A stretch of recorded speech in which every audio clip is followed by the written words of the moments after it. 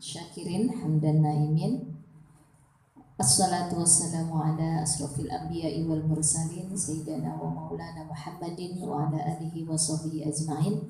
Bismillahi tawakkaltu ala Allah, la hawla wa la quwwata illa billah.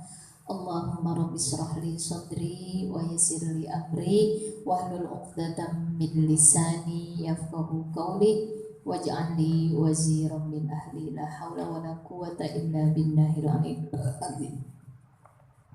Ibu yang saya sayangi, yang dirahmati oleh Allah Subhanahu wa taala, mari kita tidak berhenti-berhentinya untuk memuja Allah Subhanahu wa taala yang telah memberikan kepada kita nikmat iman, nikmat Islam, dan nikmat ihsan. Dengan karunia Allah ini kita ditarik dan diberi kesempatan oleh Allah untuk menghirup udara Ramadan yang karib ini. Oleh karena itu mari kita memuji Allah dengan ucapan Alhamdulillahilladzi bi ni'matihi tatimmus shalihat.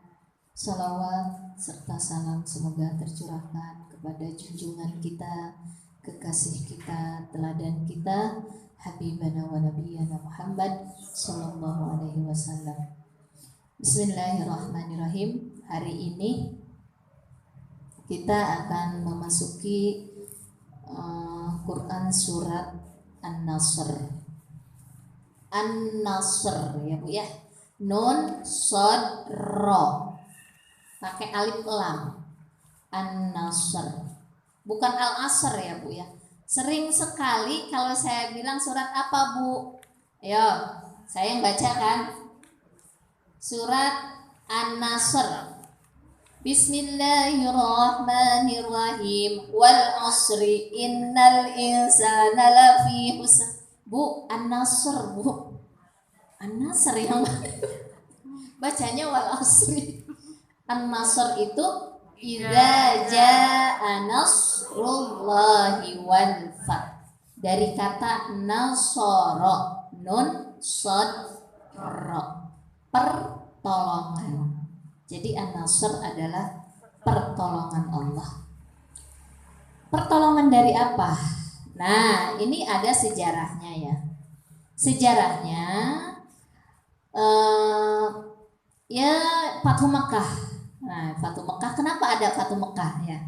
Jadi Rasulullah itu ini disebut juga dengan Piagam Madinah. Nah, sebelumnya ada Piagam Madinah. Di situ ada perjanjian, Bu.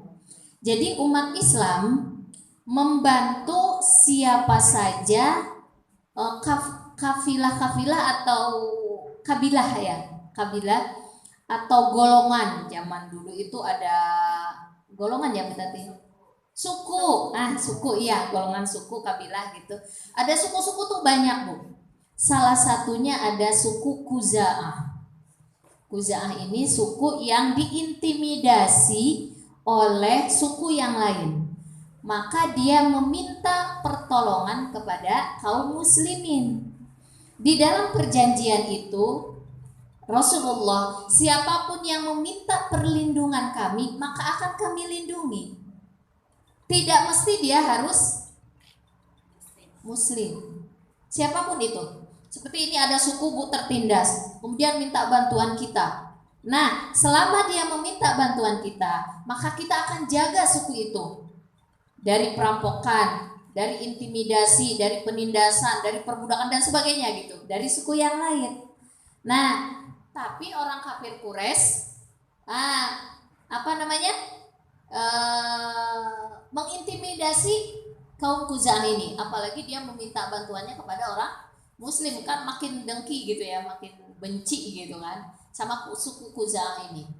Akhirnya apa? Karena suku Khuza'ah ini diintimidasi, diperangi, maka Rasulullah mengumpulkan 10.000 tentaranya dari Madinah untuk melawan memerangi orang-orang kafir Quraisy di Mekah. Mereka membawa 10.000. Ibu tahu kemarin bahwa ketika 10.000 tentara ini terjadi pada bulan Ramadan. Apa kehebatan di bulan itu dan apa pengaruhnya buat batin orang-orang yang berpuasa dan apa pengaruhnya bagi musuh yang akan melawan orang-orang muslim. Yang terjadi hebat, Bu, tidak ada pertumpahan darah sama sekali. Kenapa? Ternyata di sini ada ya, kemarin itu saya menyampaikan bahwa ada hikmah di balik orang yang selalu membersihkan batinnya, kolbunya. Kalau dia berhadapan dengan musuh, dengan orang yang tidak suka dengan dia, apalagi ini adalah mau menghadapi orang kafir Quraisy, musuh-musuh Allah. Udah batinnya terang, kolbunya bersih, karena emang sedang kondisi puasa, itu kan mempengaruhi. Belum lagi pertolongan Allah datang. Kok bisa dua? Kenapa? Karena kalau orang berpuasa, selevel orang non-muslim saja, Bu, batinnya bisa bening.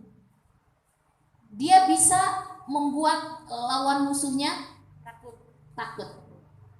Itu hebatnya orang berpuasa. Apalagi ini kita posisinya posisi orang yang benar. Ala khaufun alaihim wala hum yahzanun.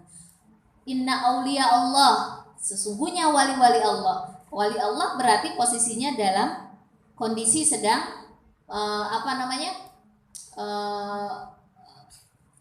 agama Allah ya, menolong, sedang menolong agama Allah. Dan batin orang-orang ini kolbunya sedang dalam posisi puasa di bulan Ramadan itu. Sehingga ketika 10.000 orang ini datang ke Mekah, sebelum memasuki itu, orang Mekah tuh udah gentar duluan gitu. Sebanyak sekali orang muslim. Selain itu, karena dipengaruhi oleh keimanan dari sahabat-sahabat Rasulullah beserta Rasulullah itu sendiri gitu. Jadi yang terjadi apa? Mereka udah nyerah duluan. Tapi ini pasti ada campur tangan Allah. Nanti kan ada ayat sananya.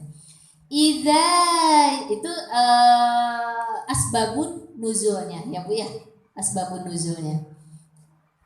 Kemudian ayatnya iza dimulai dengan kata iza. Iza itu apabila telah datang.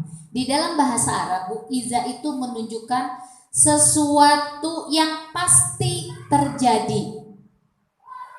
Sesuatu yang Allah kalau sudah mengatakan iza, itu pasti akan bukan sesuatu yang kalau kamu begini bakal begini. Kalau kamu tidak begitu, Allah juga nggak bakalan nolong begitu gitu.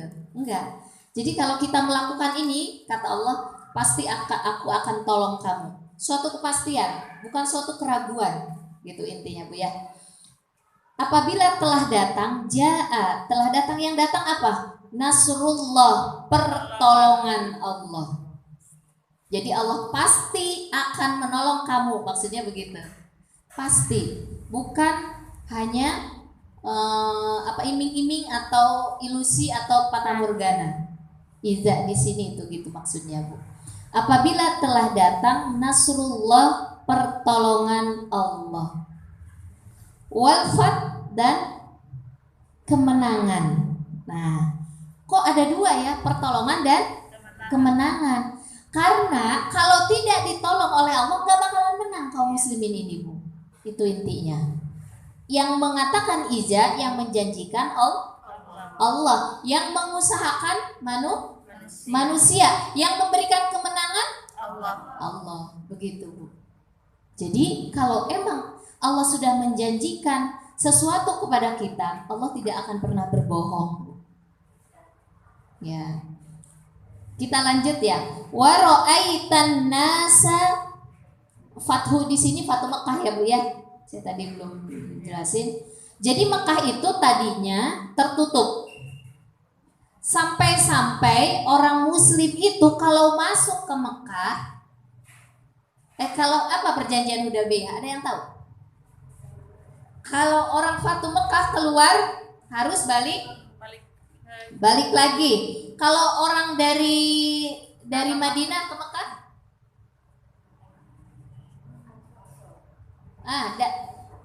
Kalau nggak salah ya Bu ya.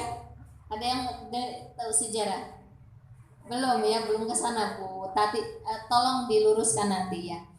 Jadi antara dua, bisa dibalik ya, antara dua. Jadi kalau orang muslimin sudah ke kalau orang muslimin ke Mekah, maka dia tidak boleh keluar lagi ya. Tapi kalau orang Mekah keluar, maka dia harus balik lagi. Ternyata kan protes tuh sahabat-sahabat, ya Rasulullah, nanti umat kita, umat muslimin gitu ya, malah makin akan berkurang, akan habis. Kata Rasulullah enggak, malah sebaliknya. Jadi orang-orang yang masuk ke situ akan menyebarkan agama kita. Orang-orang yang keluar, dia akan menerima nasihat dari kita, melihat kehebatan umat Islam yang makin marak di luar, makin hebat gitu. Maka justru ini akan melemahkan mereka, kata Rasulullah. Jadi ketika umat muslimin datang berbondong-bondong Fathu Mekah tadi, sehingga Mekah bisa dikuasai, Fathu itu kan terbuka gitu ya. Jadi selain dibuka kotanya, dibuka hatinya. Jadi orang-orang kafir musyrik Mekah itu Bu, setelah Islam berbondong-bondong datang, tiba-tiba iya, orang muslim itu Muhammad itu lihat tuh pasukannya tambah banyak, mereka santun-santun, ya Muhammad Karim dan sebagainya. Mereka justru memuji Rasulullah ketika Rasulullah datang ke Mekah. Justru pujian yang ada Bu, yaitu dikatakan akhun karim, katanya, sahabatku yang karim. Ibu tahu kemarin apa arti karim? Kebaikan yang berlimpah. Kenapa berlimpah? Ketika kita berhadapan dengan lawan yang jahat, nih, ada lawan jahat, musuh kita yang jahat, tetangga kita yang suka fitnah kita, tetangga kita yang suka ngebully kita, tetangga kita yang suka ngegibahi kita. Tapi kita selalu memaafkan dia, tapi kita selalu memberi dia. Nggak bosen-bosen, nggak jenuh-jenuh, nggak sebel-sebel gitu Bu. Nah itu namanya karim. Berarti apa? Bukan hanya pemaaf karim itu Bu. Kalau pemaaf begini, maafin saya ya, iya saya maafin kamu. Ini dia nggak minta maaf aja dimaafin gitu Bu. Masih jahat aja kita baik sama dia, itu karim namanya. Maka ketika Rasulullah memasuki Fathu Mekah, mereka mengatakan, ya akhi karim, ya akhi karim gitu. Artinya emang Bu, kalau orang sudah punya kekuasaan, sudah punya kekayaan, sudah punya jabatan, sudah punya segala-galanya, orang pada coba kalau nggak punya apa-apa, datang nggak? Malah nyibir, malah kadang-kadang menghina. Nah Rasulullah dulu disiksa, dihina, diintimidasi karena belum banyak pengikut. Sekarang udah ribuan, ya akhi karim, ya akhi karim. Wah seneng banget. Dan mereka akhirnya masuk Islam. Apakah Rasulullah bunuh gara-gara benci banget dulu saudaraku, diputus kupingnya, dicolok matanya gitu Bu, diputus kakinya, ditindih dengan batu yang sangat panas, sampai satu keluarga meninggal semua karena disiksa, karena mempertahankan agama Allah. Apakah Rasulullah dendam? Enggak. Makanya mereka mengatakan ya akhi karim, ya akhi karim. Jadi ibu nanti kalau ketemu saudara tetangga, ada teman datang, ya akhi, ya ukhti karim gitu. Mulai besok. Orang Arab kan begitu Bu. Ya ukhti karim, Bu Musliah datang ke rumah saya. Ya ukhti karim. Amin. Karena apa? Kebaikannya berlimpah buat saya. Nanti datang Bu Arab, semuanya yang datang jamaah Majlis Alim ke rumah saya. Ya ukhti karim, sahabat saya yang saya sayangi, yang saya cintai, yang saya banggakan. Tapi saya selalu begitu. Itu menunjukkan karim kita itu Bu. Rasulullah begitu. Sebab kita ingin meneladani beliau. Ada sih unek-unek, sebetulnya ada unek-unek kurang suka kita dengan dia gitu ya. Tapi udah saya pengen menjadi manusia yang karim. Nah, anggap aja nggak ada. Anggap aja nggak ada. Udah maafin deh. Insya Allah lagi di Ramadan ini saya pengen dapat Lailatul Qadar. Kalau bersih hati kita dapat, Bu. Jadilah manusia yang karim seperti Rasulullah. Tidak ada dendam, tidak ada sakit hati. Ingat sih, ingat Bu. Ibu juga kan, saya juga kadang, oh dulu kayaknya saya tuh pernah dibentak-bentak saya di kelas gitu ya. Terus di depan sini juga pernah, ingat sih ingat. Tapi udah ya Allah, udah ya. Lupain. Iya, udah ya mudah-mudahan jadi qalbun salim, qalbun karim. Sudah ya Bu ya, sampai Al-Fatah di situ. Jadi terbuka negara, terbuka wilayah, kita bisa masuk dengan bebas, bisa melakukan apa saja, bisa mengembangkan agama dengan bebas, dan bisa membuka hati-hati yang dalam keadaan kufur kepada Allah menjadi mukmin. Begitu maksudnya. Yang selanjutnya, wara'aitan nasa, dan kamu melihat. Ro'a diambil dari kata ro'a, Bu. Ro'a itu melihat. Jadi orang-orang kafir Mekah itu melihat gitu, Bu. Banyak banget. Wah, keren-keren kan gitu. Takjub mereka. Tapi kok mereka nggak bawa senjata gitu. Maksudnya nggak membunuh gitu. Enggak kayak orang preman gitu. Bunuh gitu. Enggak, Bu. Mereka dengan penuh kedamaian wajahnya. Nah, dengan penuh penghormatan gitu. Nah, mereka melihat wara'aitan nasa, dan kamu lihat manusia. An-nas, maksudnya An-nas di sini orang-orang kafir Quraisy Mekah. Yadkhuluna, mereka memasuki. Yadkhuluna itu diambil dari kata dakhala, masuk, Bu. Yadkhuluna fi dinillahi, kepada agama Allah. Din itu agama ya, Bu ya. Kita sudah jelaskan dulu din atau dain ya. Din agama. Malik Yaumidin, yang menguasai hari pembalasan. Jadi ad-din juga bisa dikatakan agama, pembalasan atau al-jaza, atau juga harus hutang. Karena kita nanti akan diminta pertanggungjawaban di hari kiamat. Akan diminta untuk menepati. Kamu melakukan enggak ini? Berarti kan kita punya hutang. Kalau tidak melakukan, maka kita akan diminta pertanggungjawabannya seperti orang punya hutang. Kalau kita melaksanakan amanah yang sudah diberikan oleh Allah, maka kita sudah tidak punya hutang lagi. Amanahnya apa di dunia ini? Suruh makmurin bumi. Begitu ya, Bu ya. Amanahnya kita suruh apa itu makmurin bumi, Bu? Membuat lingkungan ini menjadi indah. Jangan ada pertengkaran, jangan ada perselisihan. Kamu punya kemampuan dalam bakat bidang masing-masing, keluarkan. Begitu maksudnya, Bu.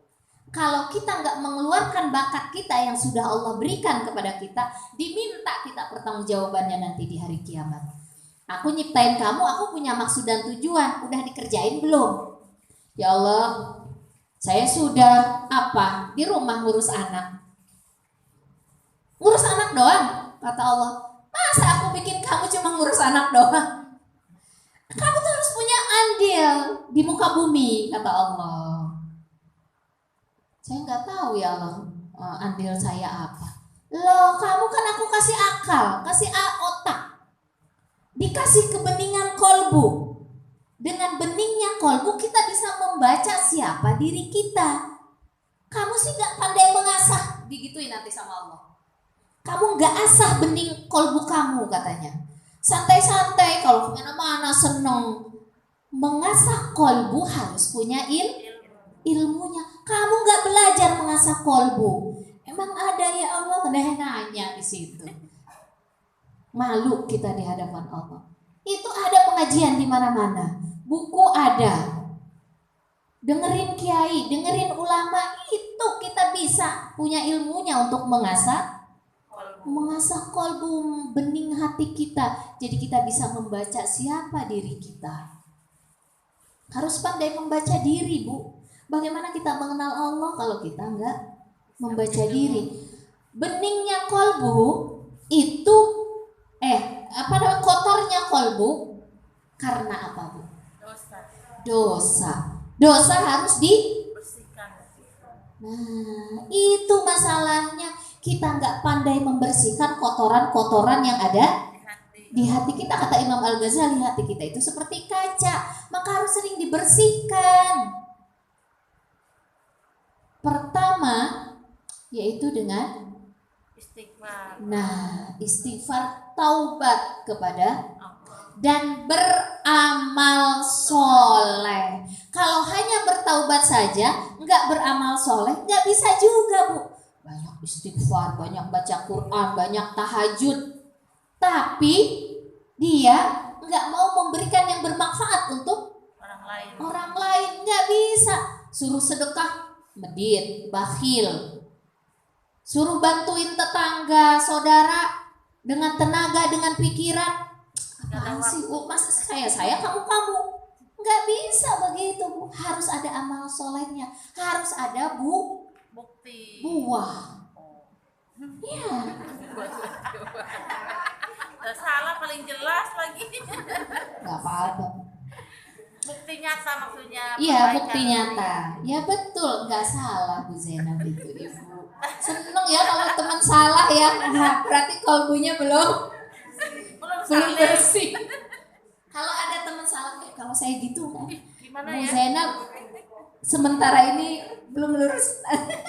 Gimana gitu? Boleh Diperbaiki. Ya, orang-orang yang bening kolbunya, yang berusaha membersihkan hatinya, kata-katanya yang keluar akan indah.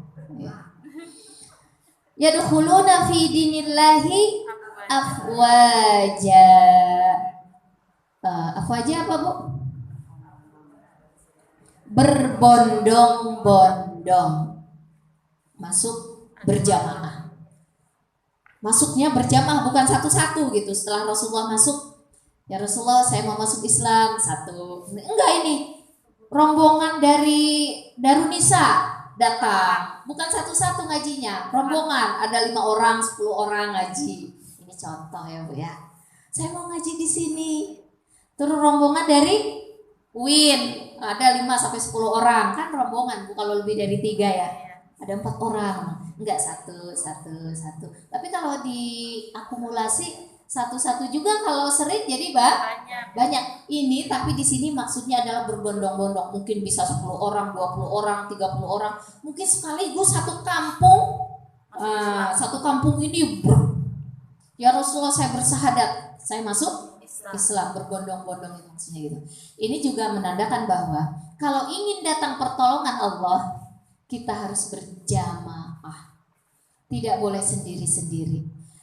Oh, divisi saya mah paling banyak, gitu kan? Ya, divisi saya mah gini.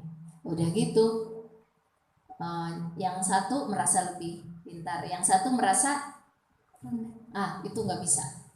Kalau berjamaah itu satu sama rasa, sama rata, ya saling itu berjamaah. Kalau ingin maju suatu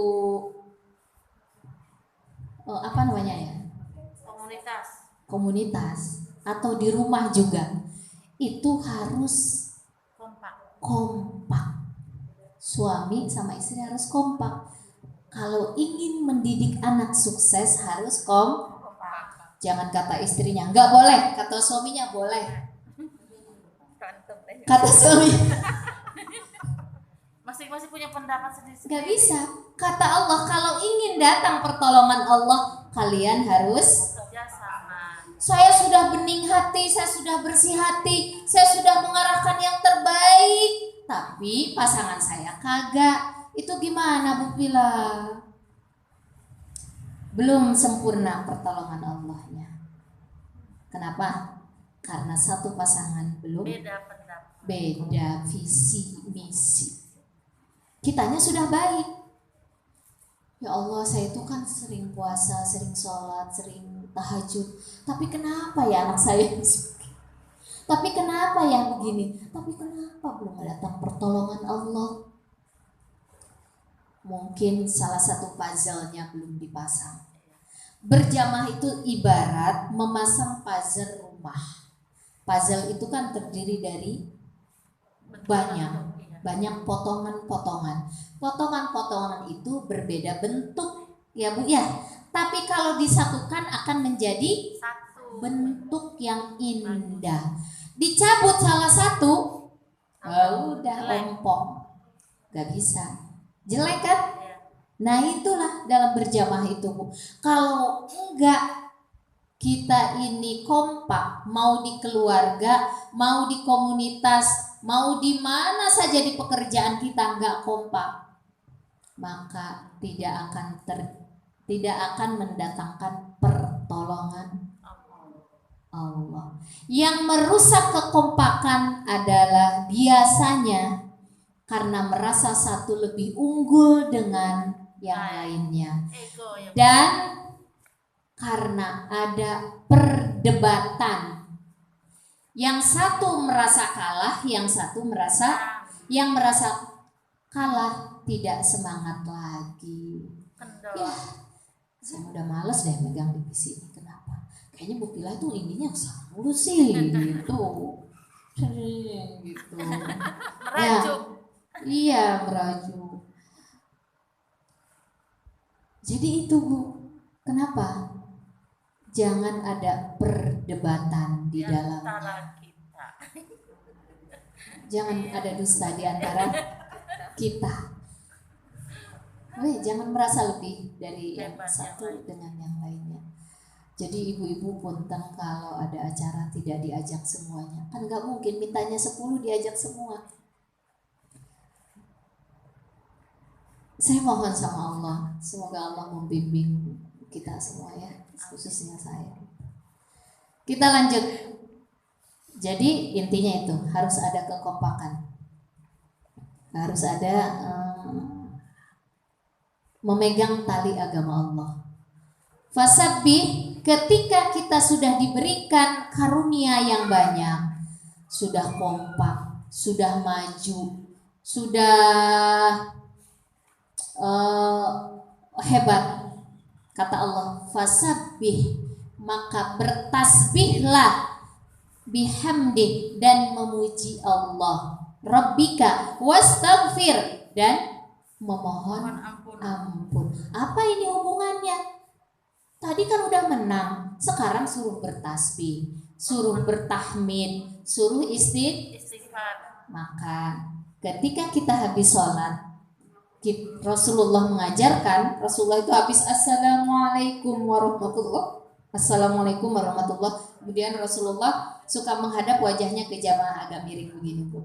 Langsung Subhanallah, Subhanallah, Subhanallah 33 kali. Alhamdulillah, Alhamdulillah, Alhamdulillah 30. Astagfirullah, Astagfirullah, atau La ilaha illallah, Allahu Akbar. Artinya memuji Allah setelah salat. Ini salah satu ayat dalilnya. Hubungannya apa dengan kemenangan tadi? Hubungannya karena ketika seseorang diberikan karunia oleh Allah satu kemuliaan, kehebatan, mungkin berbeda dengan yang lain, maka di situ ada timbul rasa apa Bu? Kagum, ada rasa ujub. Wah, kita hebat, kita beda dengan yang lain. Oh, mereka masuk, ada ujub, ada apa gitu ya. Kalau Rasulullah tidak ada rasa seperti itu, malah dia bersujud di hadapan dengan penuh tahmid. Ya ini Rasulullah baca tasbih, baca tahmid, baca istighfar. Tapi pengikutnya belum tentu Bu. Pengikutnya merasa bangga. Beda dengan majelis taklim lain, beda dengan masjid lain, beda dengan tempat kerja suami saya, beda dengan tempat kerja suami tetangga. Oh, suami saya mah, oh Walaupun dia levelnya ini, tapi suami saya mah wah gitu. Ada ujubnya, ada sombongnya, maka harus dibersihkan. Karena sebetulnya apa yang kita miliki, karunia yang sudah Allah berikan kepada kita, itu adalah pemberian Allah. Maka wali-wali Allah itu, Bu, apa bedanya wali Allah dengan bukan wali Allah? Ada bedanya dalam ilmu tasawuf, Bu. Ketika wali Allah itu, ketika diberikan sesuatu, Bu Zainab ngasih pulpen ke saya, maka ketika itu yang ada di hadapannya, di matanya, di pikirannya, ini pemberian Allah, langsung ke Allah, bukan ke Bu Zainabnya dulu. Ini pemberian Allah. Tiba-tiba ada yang datang bawain kue ke saya gitu, masakan, makanan. Oh, ini pemberian Allah. Ini yang didatangkan oleh Allah, baru terima kasih kepada manusianya. Itu wali. Jadi pertama yang ada di mindsetnya, di kolbunya, apapun yang datang dari makhluk Allah itu bukan dari makhluk, tapi dari Allah hakikatnya. Tapi kita nggak beda ya, Bu. Ketika dapat apa dari manusia, makasih, walaupun ucapannya alhamdulillah, tapi kita tujuannya adalah ke orang dulu, baru tuh ke Allah gitu. Itu bedanya kita. Jadi kita ke makhluk dulu pertama, baru sadar ke Allah. Ini pemberian Allah. Tapi awalnya senangnya di kolbu sama di mata kita, di pikiran kita, pasti ke orang dulu. Tapi kalau untuk wali-wali Allah beda, kebalik, Bu. Dia nggak begitu terlalu senang mau dipuji, mau dipuja, mau dikasih sekian apapun. Ini dari Allah. Dia langsung apa tujuannya? Allah ngasih ke saya, barulah ke makhluk. Jadi kalau ketika dapat sesuatu yang hebat, memuji Allah. Kalau dihina pun saya nggak masalah. Nah itu udah wali Allah itu. Nah kalau dicaci, difitnah, digibahin masih kesel, itu berarti belum wali Allah. Ibu mau jadi wali Allah? Mau dong. Ala inna awliya Allah la khaufun alaihim walahum yahzanun. Wali Allah itu enggak takut sama manusia. Takutnya sama Allah. Iya, dan tidak sedih. Coba Ibu, emang bisa Bu Vila? Bisa, Bu. Latih sesuatu bisa, itu ala biasa. Saya kemarin waktu ngisi acara di 40 hari saudara saya, itu kan ada Profesor Ahadi kalau nggak salah, Profesor psikologi, Bu. Tapi diambil dengan ayat indah banget. Kata beliau, kita bisa melakukan kebaikan itu dengan 3 tahap. Yang pertama, pendidikan. Harus ngerti dulu, harus tahu dulu ilmunya. Didik anak kita pun harus dikasih tahu, jangan diem aja. Saya mau doa aja sama Allah. Enggak, Bu, anak nggak ngerti kalau cuma doa doang. Diarahin, dibimbing, dikasih tahu. Pertama pendidikan. Kedua latihan. Latihan itu artinya kita harus memberikan teladan. Nah, kamu tuh jangan suka berbohong ya. Kalau berbohong tuh dosa. Kamu gak dipercaya orang. 5 jam kemudian sore ada tetangga ngetok rumah kita. Dia ngintip, wah itu yang mau ngambil arisan, mau nagih arisan. Nak, bilangin mama nggak ada. Tadi pagi ngajarin suruh jujur, sorenya kagak dikasih teladan. Bisa nggak, Bu? Enggak. Kata mamanya, ada saudaranya datang. Oh enggak, di tempatku pengajian ada ibu-ibu udah gini cerita, anaknya lewat. Masuk otak dia. Oh berarti mamaku suka ngomongin nih. Dia ketemu sama temennya. Sini. Itu lagi ya. Itu lagi sama. Senang dia ngerumpi. Karena apa? Melihat telah. Padahal di dalam teorinya bagus banget. Nah, kamu harus sholat tepat waktu. Kamu harus taat kepada Allah. Gak boleh nyakitin teman kamu. Gak boleh nyakitin tetangga dan sebagainya. Dia ngomongin tetangganya, dia ngomongin saudaranya. Akhirnya apa yang terjadi? Diikuti sama anaknya. berarti tidak memberikan teladan. Sedangkan pendidikan itu yang pertama adalah pendidikan. Bau apa ya nih? Motor kayaknya lewat ya. Kayaknya gas ya. Cat apa cat ya Bu? Pengecer-cer. Oh thinner, iya. Karena lagi ada duren ya. udah setengah 12, Masya Allah. Ibu gak diingetin. Asik Bu, nggak apa-apa lanjut. Tadi apa yang kedua?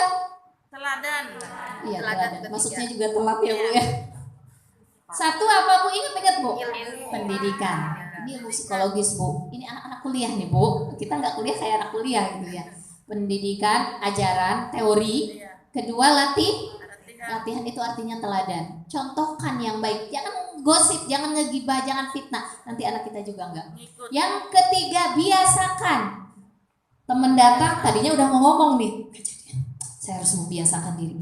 Kalau sudah terbiasa, ibu tidak akan berat lagi melakukan hal-hal seperti tadi. Tapi kalau nggak dibiasakan, baru dapat nih teorinya dari Bu Pilah. Berat banget Bu. Ya yakin deh. Ibu yang baru dapat teori dari saya mau meraktekin, kalau belum terbiasa, ini belum terbiasa. Mau yakin sama Allah. Nih biasanya lebaran dapat duit 10 juta, kok sekarang baru dapat 1.500.000. Tapi kata Bu Pilah kan harus ridho, tapi baru dipraktekkan hari ini atau besok. Berat Ibu. Tapi kalau sudah dipraktekkan ya 5 bulan yang lalu, setahun yang lalu, nah itu sudah terbiasa. Kayak nggak rasa apa-apa. Mengalir aja hidupnya. Ridho aja. Nanti dari sabar naik lagi tingkatannya Ridho. Karena apa dia bisa ridho? Karena terbiasa. Jadi sesuatu yang baik, keyakinan, mengenal Allah itu harus dibiasakan ketika kita memaknainya di dalam kehidupan kita sehari-hari. Harus dibiasakan Bu, jangan hanya teori aja, terus sekali-kali dipraktekannya. Gak bisa, harus konsisten, harus sabar. Nanti kalau udah terbiasa ibu gak berat lagi. Itu yang saya rasain Bu. Dulu saya berat, protes juga saya. Kenapa ya Allah, kenapa begitu? Tapi setelah saya ikut kajian tasawuf, kemudian saya praktekkan sedikit. Kayaknya dulu saya berat banget ngadapin itu. Kok sekarang udah santai aja, udah cengengesan hehe sama orang-orang ya di sekitar lah juga. Oh berarti emang betul menurut psikologis ini kemudian diambil dengan dipadukan dengan Al-Quran bahwa ridho itu harus dibiasakan. Mulainya dari sabar. Walaupun masih berat, sabar itu masih ada rasa berat Bu. Tapi kalau ridho udah nggak ada rasa berat. Karena apa? Karena terbiasa. Dah, ke situ ya Bu ya.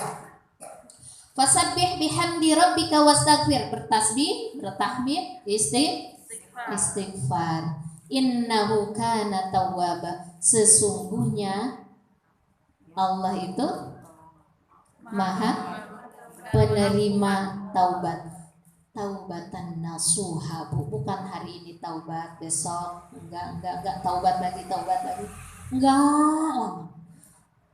Atau enggak dikerjain hari ini, seminggu dikerjain lagi. Sekali-kali enggak dikerjain. Jadi harus diupayakan taubat nasuha itu. Berusaha yakin dalam hati Allah, saya enggak pengen melakukan itu lagi. Ya Allah mohon pertolongan Allah. Harus dikuatkan dengan pertolongan. Kalau nggak ada pertolongan ibu susah untuk melakukan sesuatu itu, bisa ditinggalkan permanen, itu susah.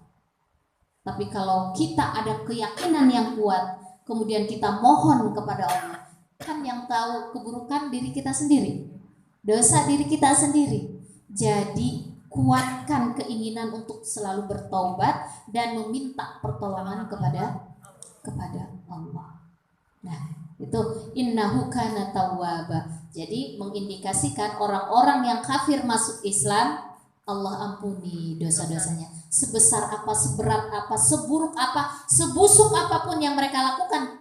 Ketika dulu Rasulullah ada di Mekah, sahabat-sahabat disiksa, ketika mereka bertaubat Allah terima taubatnya. Dan bukan hanya untuk orang-orang kafir Quraisy yang diterima tobatnya oleh Allah, bagi orang muslim sendiri yang merasa bangga, yang merasa hebat, ya, yang merasa sum'ah, ria dan sebagainya, atau dendam. Pasti masih ada dendam, Bu. Mungkin istrinya yang dibunuh, mungkin anaknya yang dibunuh, mungkin uaknya, mungkin bapaknya, ibunya yang dibunuh dulu. Ada dendam nggak di sini? Pasti ada. Pasti ada. Tapi karena keimanan mereka, akhirnya mereka mengikuti teladan mereka, yaitu baginda Rasulullah Shallallahu Alaihi Wasallam. Ketika mereka bertobat kepada Allah, ya Allah masih ada dendam, ampuni dendam di hati hamba. Ya Allah masih ada iri, dengki, sebel, kesel, sakit hati. Ya Allah ampuni hamba. Maka Allah mengampuni mereka. Begitu mutiara dari surat An-Nasr, artinya pertolongan. Ya. Dari saya cukup sekian, mohon maaf bila mana ada kesalahan, kekurangan, kelebihan datangnya dari Allah. Wabillahi taufiq wal hidayah. Wassalamualaikum warahmatullahi wabarakatuh.